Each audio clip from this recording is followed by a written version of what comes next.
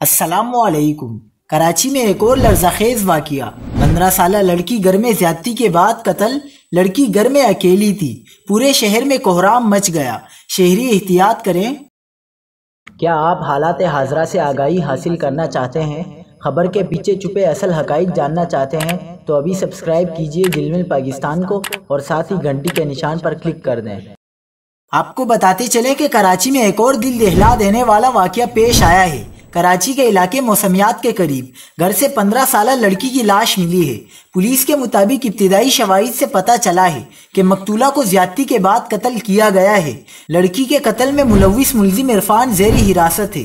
Police का कहना है कि मकतूला घर में अकेली थी। माँ बाप काम पर गए हुए थे।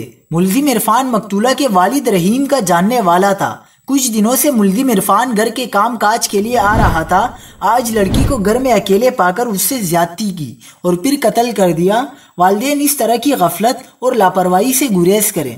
पुलिस हुक्काम के मुताबिक लड़की की लाश को ज़ाब्ते की कार्रवाई के लिए अस्पताल मुंतकिल कर दिया गया है। मेडिको लीगल रिपोर्ट आने के बाद मुकदमा भी दर्ज किया जाएगा।